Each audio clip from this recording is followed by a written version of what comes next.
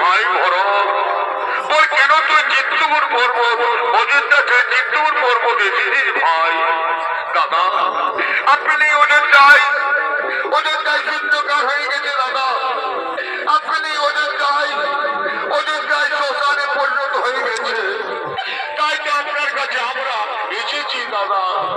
ওরে ভাই ভরত, অযোধ্যা আমার জীবনে কৌশলে আছেন তো? আমার পিতা আমার মাতারা কেমন আছেন ভাই? দাদা ও কথা আপনি বলবেন না দাদা, আপনি চলে এলেন বনবাসে, আর আপনার সঙ্গে আমাদের পিতা হারাম হারাম করতে করতে তিনি চলে গেলেন স্বর্গবাসে। পিতা ওরে ভাই ভরত, একই কথা শোনালি ভাই আজ আমাকে, একই কথা শোনালি ভাই আমাকে। দাদা আপনাকে নিয়ে যেতে আমি অযোধ্যায়, আপনি আমার সাথে ফিরে চলুন, তা নাহলে ভরত আপনার সামনে প্রাণ ত্যাগ করবে।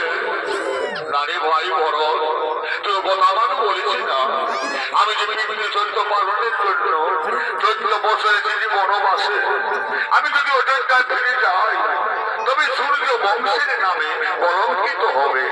ওরে ভাই তুই আমার আদেশে অযোধ্যায় ফিরে যা ভাই। দাদা আপনার আদেশ আমি অমান্য করতে পারি না দাদা, কিন্তু আমি অযোধ্যায় ফিরব না, আমি ফিরব নন্দী গ্রামে। আপনার পায়ের পাদুকা আমার মস্তকে তুলে দিন, নিয়ে যাব নন্দী গ্রামে, সিংহাসনে বসাবো আপনার পাদুকা, আপনার পাদুকাই হবে রাজা, আমি কেবল উপলক্ষ মাত্র। ওরে ভাই এই কথা, এই যে আমার পায়ের পাদুকা, দিন দাদা দিন আমার মস্তকে তুলে আমি নিয়ে যাব নন্দী গ্রামে। দাদা আজ ভরতের শেষ নিবেদন, আমি এক দিন গুনে গুনে 14 বছর পার করব, যেদিন 14 বছর পূর্ণ হবে সেই দিন যদি আপনাকে আমি না দেখি অযোধ্যায়, সেদিন আর ভরতকে পৃথিবীর কেউ দেখা পাবে না দাদা, সেদিন এই ভরত মরবে, তাকে কেউ রক্ষা করতে পারবে না।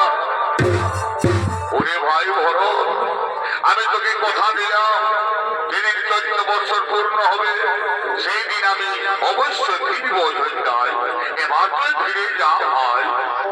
বিদায় দাদা, বিদায় দাদা।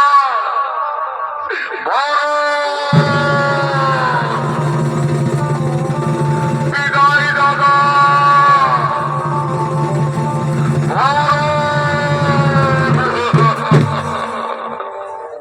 ওরে ভাই লক্ষণ, ভরত চলে গেল রে ভাই, তার কাছে আমরা জানতে পারলাম আমাদের পিতা চলে গেলেন স্বর্গবাসে, তাই তো পুত্রের কর্তব্য হলো পিতাকে পিণ্ডদান করা।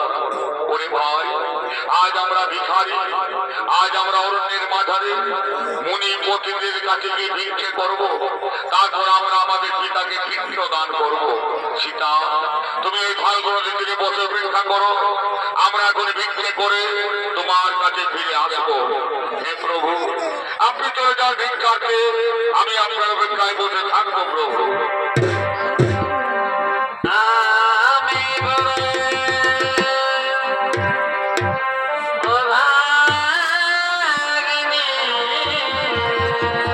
আজ ভগবান তারে তারে ভিক্ষে করছে, পিতাকে পিণ্ড দান করবেন ভগবান।